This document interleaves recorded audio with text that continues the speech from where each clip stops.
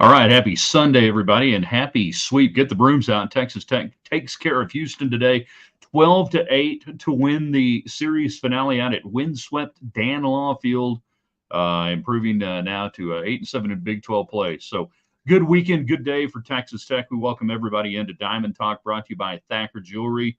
Your love story may just start at Thacker Jewelry. West Texas legends visit their showroom on West 82nd Street here in the Hopeplex. Great fans of Texas Tech and Texas Tech baseball, Joe Thacker and everybody there at Thacker Jewelry. We're in the Arctic Air studios today. Hopefully your air is Arctic enough and all that good stuff. And just glad you're with us. We let a few more folks get in. We'll get on down the road as you communicate with us, whether on YouTube, Twitter, Facebook Live, doesn't matter. Thanks to the good people at United Supermarkets, tremendous sponsors of Texas Tech baseball. Maybe you were there at Market Street today getting some great specials there in the butcher section.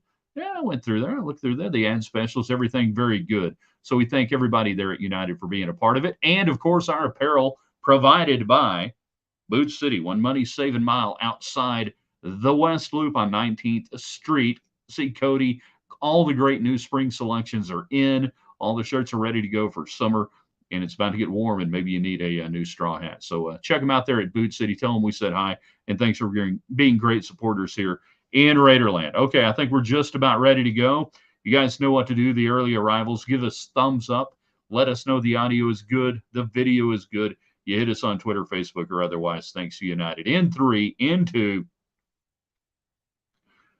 Good evening, West Texans, all you good, fine, friendly folks out there who wish you were. I'm Ryan Hyatt, TheRaiderland.com. You started your day there on the website with our column, 5 Things We Know on a Sunday. We always appreciate your comments and everything. It's not a message board, but hey, you can comment away and share it with your friends and invite them on in. We're here to talk Red Raider baseball on Diamond Talk, brought to you by Thacker Jewelry. Texas Tech wins today, 12-8, backing up the 15-12 win, the 12-9 win on Friday night. Were these games beautiful baseball works of art that will be shipped off to the Baseball Hall of Fame? No.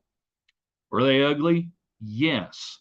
Were the conditions about as brutal as it gets for a pitcher or really even an outfielder trying to hang in there on a lot of plays? Yeah. It reminded me of many games. Me and Mark Finkner worked together there in the 90s and early 2000s, and over the years at a Dan Law, you get a couple of series like this every year, and it's really more a test of mental fortitude, particularly for the pitchers, than anything else. That you have to have a low ego, no ego ERA mindset as a pitcher, be willing to challenge the strike zone and know you're going to give up some hits. You're going to give up some cheap home runs. You're going to give up runs. Your ERA is going to take a hit. But all that matters is you've got to win. You just have to win these games. And Texas Tech does that against a Houston team that's now reeling at the bottom of the Big 12 conference, thanks to you. I believe they've lost now 11 straight conference games. But you also knew that because of the conditions that they were going to be in the games, that a guy could run into a pretty decent pitch and what would normally be a pop-up all of a sudden turns into a 3-run home run, and you got to live with that. Tech kept battling. They kept scoring. They kept plating runs. So get your thoughts tonight as you're watching here on Facebook, on Twitter, on YouTube, wherever it is. We want to hear from you. So jump in the comments section and tell us what you thought about this. We got a lot of different things that we can get into. The first and foremost thing is you got W's, and you needed W's. And we go to D1Baseball.com. Their RPI is the RPI that you need to pay attention to. Just like we told you in basketball, the only thing you care about is hoopshd.com, Brackettville.wordpress. Don't pay attention to anything other than D1Baseball.com. Texas Tech going into yesterday had the biggest one-week jump. And this was, after, just getting a game there, and you could have had more at UCF, then taking 2 games against Stanford, RPIs in the 140s, and then the win against Houston on Friday. You had a 17-point place jump in the RPI. Going into today, you were at 45. That's not great. That doesn't get you in the NCAA tournament probably. D1Baseball.com, last week, midweek report, their first one doing who's in, who's out, field of 64 projection, and Texas Tech the first 4 out. They had 7 Big 12 teams in. I thought that was entirely too optimistic, given where we are in the moment and how this will play out, I think, mathematically in the Big 12. And I think Texas Tech was way on the outside Wednesday. Now you're just kind of on the outside, I think. I don't think you're on the inside right now as you get ready to go play ACU on Tuesday and then TCU, which is, boy, you talk about a team that has failure to launch this year in the Big 12. It's probably TCU. That if there's a disappointing team in this league given preseason hype, it sure ain't Texas Tech. It's Texas Christian. Darn, we hate to say that. Hi there, James. Glad to see you out there. You guys can get your comments, questions in. James is on Facebook. If you're watching on YouTube and you're hanging out, maybe you don't have a question or comment, just, hey, hit us up and say we're enjoying the show on YouTube. Same thing for everybody on Twitter. Thanks to United and United Supermarkets and Market Street. So the RPI probably tomorrow, optimistically 42, 41. I have not seen everything that has gone on around the country completely today to say, did you see some regression or anything? And we're still playing with some mathematical numbers on the RPI. It's still for another week. Now, when we get into mid-April, the RPI is a true number. And by that, I mean, I think enough teams have played enough teams that we really start to winnow out a few UC Santa Barbara's, Cal Irvine, some things like that. But that's still going to take another week. And you still got to win games. Damon, indeed, Damon, the talking box is on. He's one of our fine YouTube channel viewers. If you aren't subscribed to the YouTube channel, I highly recommend you do so. It helps grow everything we do for our great sponsors and everything else, and we appreciate them. So thank you if you're doing that, even if you never really watch anything on YouTube. Obviously, Damon does. So that's the big picture. Let's see if we've updated the Big 12 standings just yet. A few minutes ago, before we went on, we were still waiting on some preseason numbers to report. Nah, I'm still seeing Tech at 23-9. So we haven't updated everything yet. You're going to go to 8-7. You're going to go basically midpoint in the league with series against TCU still to go. Kansas, I believe, getting swept this weekend by UCF. See, we got that score final yet. And then TCU, like we mentioned, so that's the rest of April. Where do we go, D1 Baseball? Where do my scores go? Yeah. So TCU gets beat by Cincinnati 13-2, as we said. TCU, big disappointment. West Virginia, I believe, completes the sweep against Kansas 16-9. UCF beat K-State today 6-1. It's gone final now in Stillwater. Oklahoma State 9-5 over Oklahoma. Oklahoma, by the way, Tech has more more total wins, than anybody in the conference at 24. Oklahoma State's next at 21 now. And then Baylor was out of conference. They got beat by Incarnate Word. Can we have a word with Baylor right now? Can we have a talk about Baylor? How can you be this bad, Baylor? Chip Gaines, Joanna Gaines, the Silos, Magnolia Cafe. What are we doing down there? There is zero excuse for Baylor to be this bad. Red Dawn Double T off Twitter, Nebraska, and Ed Orgeron are doing well. That should help our RPI. Absolutely. You want all the teams you played, whether you beat them, you lost them, or whatever. You want all those teams to win as many games as possible. Remember, it's your record, your opponent's record, your opponent's opponent record, plus a few things massaged in. So, yeah, you're correct. Nebraska right now projected to host by D1Baseball.com. So, yeah, we'll take that for what it's worth and go from there.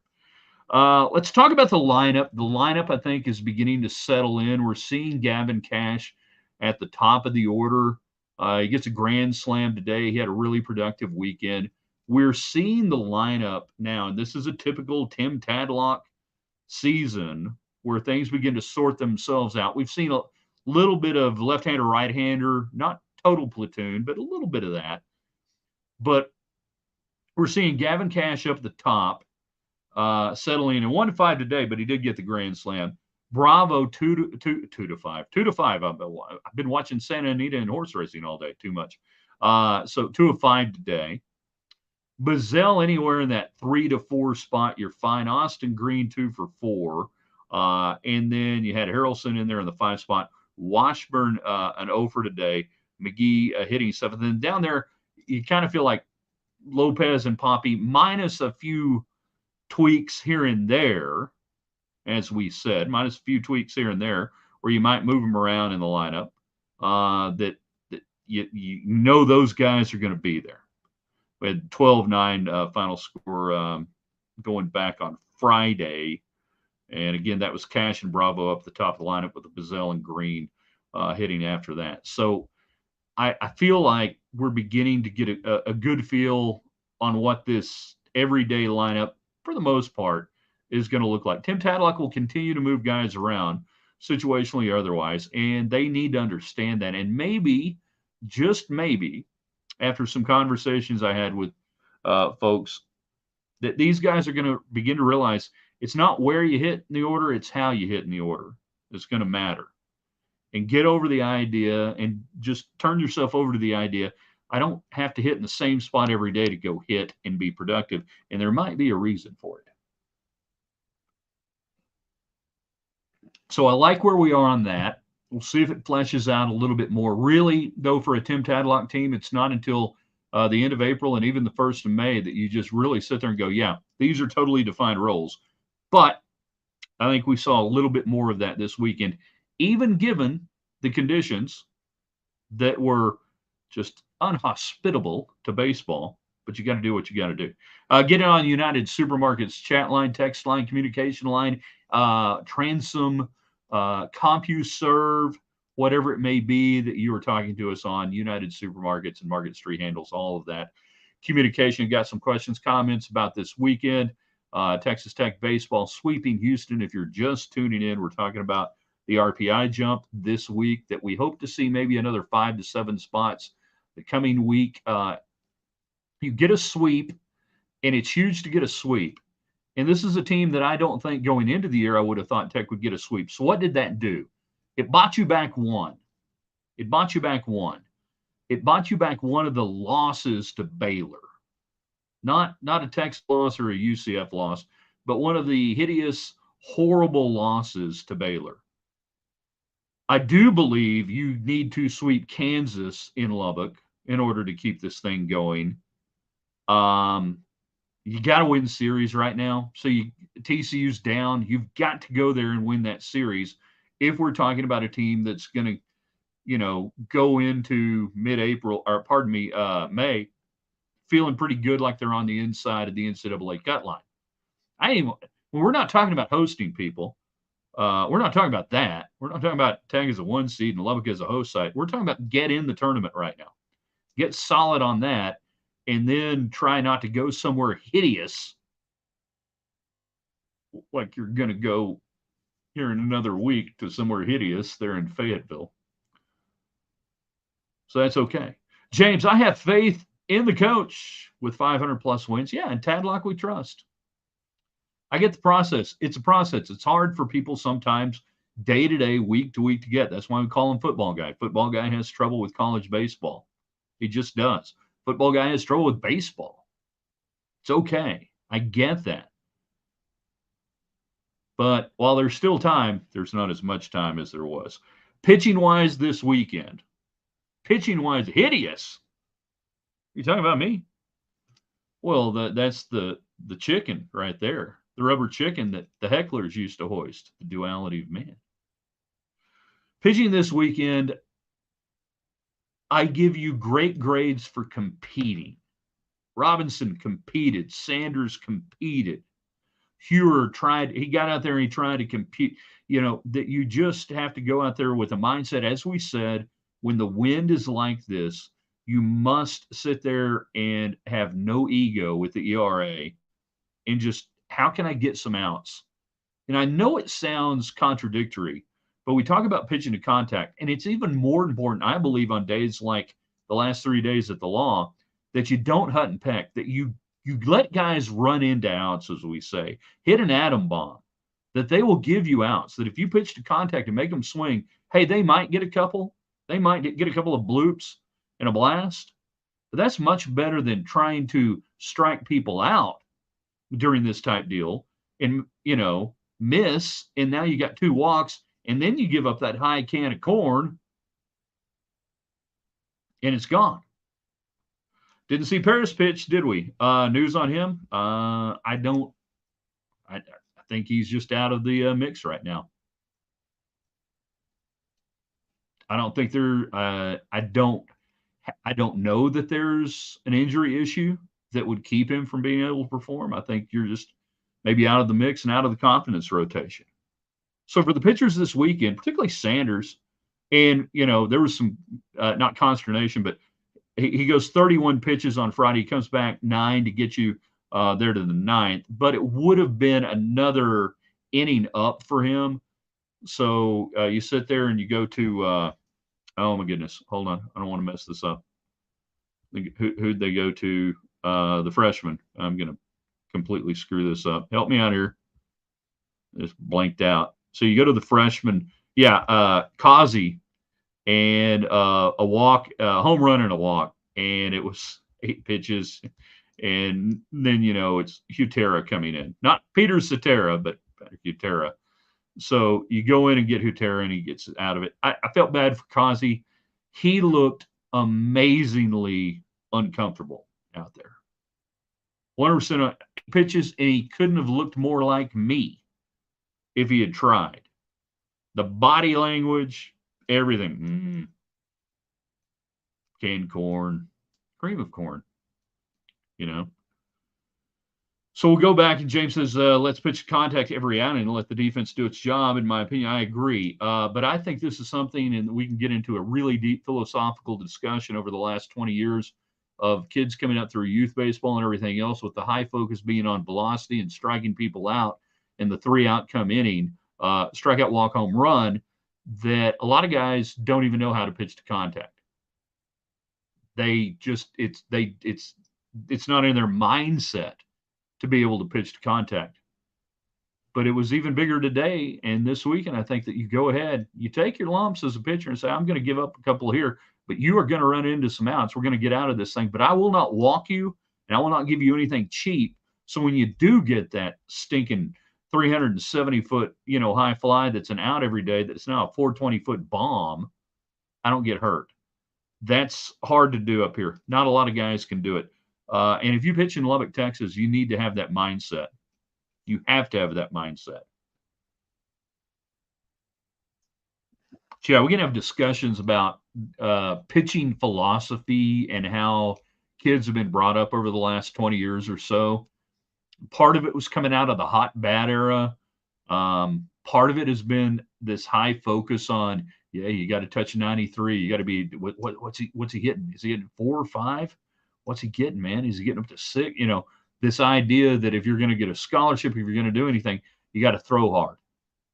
They don't know how to pitch. They know how to throw. But a lot of these young guys have no concept of pitching whatsoever. The idea of changing speeds, what does that mean? Oh, throw harder. That's what that means. Yeah. Changing speed to a lot of these guys means throw it harder. Man, if you know a 95-mile-an-hour fastball is coming and you're a college hitter, you can hit it. If it doesn't have much movement on it, and most guys throw through the break of the pitch now, most guys overthrow and throw through the break, so they don't get much movement. They don't get any run, cut, anything, dip, dive, and whatever. So they just throw hard. And that's a bigger issue that college baseball faces right now. So, yeah, no ego ERA guys. The lineup settling in a little bit. Sanders looking good. All of those things. Fire away your questions, comments, whatever you want to talk about. I did hear, I believe, I want to give credit. I think it was Jamie Lynn on the Tech Network broadcast. Over 1,100 pitches thrown in the 3 games. 1,100. Welcome again to my world with Mark Finkner in the 1990s, where every game, every weekend series in the Big 12 Southwest Conference there in the mid to late 90s was 12-9, 15-12, 12-8.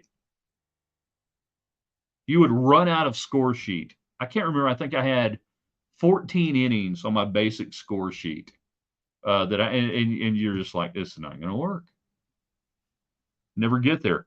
I hated calling. I loved calling baseball. Don't get me wrong. but there were days that you were just like, this is horrible. This is bad. I get it if you kind of felt that way this weekend. James, how about change eye level and situational awareness? Um, yeah, that's a good way to start. Situational awareness is another thing that I think is lost a little bit when it comes to both hitting and pitching. But I'm old and cranky, according to people, so don't don't take my word for it. You're watching and listening to Diamond Talk. We're glad you're a part of it tonight. We want to get your thoughts on Texas Tech baseball. Where do you think this team is? How do you feel about it? I feel a lot better today than I did about a week ago because coming off the UCF series, and you could have gone to had two more hyper divergent weather situations where at UCF the ball's not carrying, it's heavy, and you're playing these 2-1 games, and now you're playing these 15-12, 12-8 games. Couldn't have had two in a week, anything more different than that. But I almost feel better, and don't get me wrong here, about Tech beating Stanford, a bad Stanford team in the midweek, as I do about Tech beating Houston. Because Stanford still got Stanford on the front of their uniform. Not very good this year. They still got that, and I didn't know whether this team would be able to do it, and they did. And now you've strung together some positive. You got a lot of young guys on this team, and you got a lot of young guys that need probably some positive reinforcement, probably feel better. And then let's take that. I'm looking at my schedule up there on my wall over there. Let's just take that little Arkansas thing out on the 16th and 17th. Okay, let's put that in a little box and say the only thing that can happen there is good. Everything else is real possible for Tech to do really well the rest of the month. And that's what you got to do. That's why Football Guy freaks out. If you are commenting, we're seeing it because of United and United Supermarkets. There are a couple of major supermarkets in the Hubaplex. One supports Texas Tech and has their name on United Supermarkets Arena. The other one sends your money down to Austin. CJ, we'll see how they play against Arkansas. Sure could sweep them. Never know. CJ, Tech could sweep them. Tech could get ruled and beat the hell out of them. Arkansas is really good at home. Red Dawn Double T. Momentum. Yeah, momentum is as good as your next day's starting pitcher, and that's what we'll see. Get ready for it, football guy.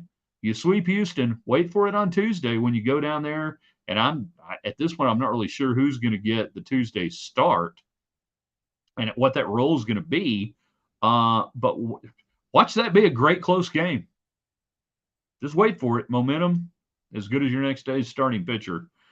Momentum can be a mindset, but momentum don't get much done after about the first or second inning.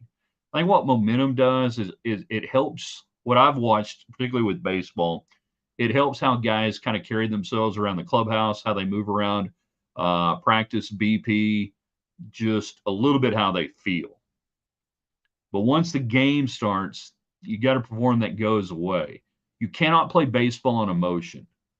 Baseball is an emotionless game for the most part. That you cannot get too high, you cannot get too low. You must play in a middle for the long stretches. And again, that's why I like Tim Tadlock, because he is one of the most baseball dudes I've ever known. Been around, watched operate anything. A lot of Larry Hayes in him. They're related, by the way. I think cousins of some sort. But Tadlock is one of those guys that he is just kind of an even keel, and it frustrates some people, I know, sometimes. And I used to be that way when I was younger. I did not like Johnny Oates at first as the Rangers manager. I'm like, just show any sort of emotion. And he was just kind of this guy, and we're going to play 162 games and do whatever. You can't play baseball on emotion. Cannot be done. In fact, if you do, you will lose. You have a clear mind and fast feet. Oh, wait, that's Ruffin McNeil. Well, anyways. All right, what else we got? I still want to see, do we have this updated yet? Waiting on this. Cannot wait to see the D1 Baseball RPI coming up tomorrow. All right, no, we don't have it. So your big opportunity series still coming up, obviously, Oklahoma State, and West Virginia. There you go. Top of the deal. You wish you played K-State this year, but you don't get to play them. And, you still have the top of the leaderboard to go within Big 12 play. And if you can start the week RPI 40 or better, you got a great chance to get in there and maybe play yourself to a 2 seed in the NCAA tournament. That's what it's all about, right? That's what we care about. Big 12 things are cool. You care about getting in the tournament. You care about doing stuff. Go back here. Y'all feel free to comment. Get your stuff in as we go through. I feel like I'm missing something today. Hey, it's going to get lost. I didn't think Erdman was all that bad today, and I still feel pretty good when he takes the ball. He burned up 2 2/3 innings, just giving up 3 earned runs. A home run. I get it. But you know what he didn't do? He didn't walk anybody. He didn't walk anybody today. I feel like I'm not giving the pitchers enough love today. We go back. Robinson yesterday. I thought early on he was hunting pecking. I thought he got better as it went on, and he really challenged the zone. Loose, 2/3 of an inning. He didn't look comfortable out there in his little stretch. And then Hatera, who got the win, and then comes in and finishes it out today. He's a guy, along with Sanders, that I think you feel really good about giving the ball to. The 2 2/3, faced 10 batters, 3 strikeouts, no walks. No walks. And then Washburn, the last one out there, just get us through it, baby. And he did. I think I'm going to say this about Jack Washburn. I think he's hurt. I think he's hurting. I don't know what that's going to mean going forward, but I don't think he's healthy at all the way back to Friday night. And Free, just the 2 walks and 3 1/3. It wasn't bad, but 67 pitches. Again, we talk about pitching to contact. He was trying to avoid contact. He had 4 strikeouts and 6 walks. He gave up 7 hits during that time. You can't pitch very deep. You've got to pitch to contact more. And I know it was howling out on Friday, and I'm trying to cut these guys a little slack on that, but he's got to be able to pitch to contact there. Rogers came in 2 2/3. He did pitch to contact. He gave up 3 home runs, but he gives you a chance to get it to Sanders, who shut it down with a brilliant 3 innings of work, faced the minimum with 3 strikeouts. That was probably the pitching performance of the weekend.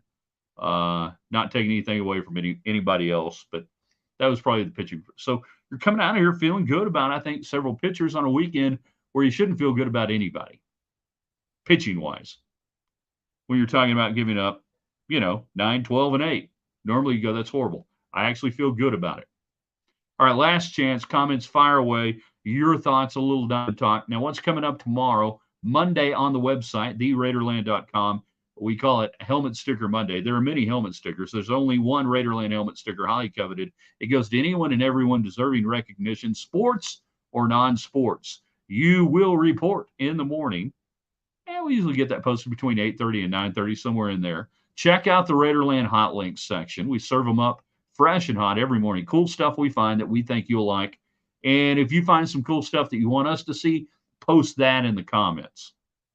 So we'll have all that. Then we will have the daily broadcast coming up for you Monday night at its regular time, 6:30-ish, give or take, around here in the Hubaplex. So plenty of things going on. Softball didn't get it done against Baylor. That's a tough series loss, even on the road. Was hoping they could pick that up. They're going to have to figure out some things here in the month of April. Oh, and then Caitlin Clark didn't win the national championship. Wow. Cheryl Swoops won one. James, how hard was the double play to turn today in the wind? Not really. In the infield now, with the superstructure of the stands, and I like to use that term because it sounds impressive, but now that they've extended it down the line, when you're down on the field, mound in, infield in, and you're turning stuff like that, the wind doesn't really affect you that much. Back in the old days, it was a lot more open down the first base line. So if the wind was coming in from the southwest or the west, it affected the pitching. It affected everything on the infield. Now it's an outfield thing. It's once you get the ball up in the air. But from turning a double play, being affected by the wind or anything, nah, doesn't really have anything to do with it right now. Plus, you're playing on the truest surface you can play on with that field turf, with no dirt cutouts and everything around. Um, you you got no excuses really as a fielder on that. When this team has struggled with some fielding percentage at home and on the road. But now the win. That's funny. I was having a conversation about that, James, with somebody else this weekend. That it really did. It used to affect, particularly if you were a right-hander, and the wind was coming in from the west southwest hard back before the stadium expansion. It would have a tendency to flatten out your breaking pitch, your curveball, a little bit less on the slider, but it would really hold up a curveball back in the day. Now it doesn't do that as much. You get a pure bite. You get the resistance that you want to get. But yeah, if we go back, what is it? 15, 20 years ago. Hey, it was pretty tough. Wasn't that easy. But now, thanks to modern technology, it's easy.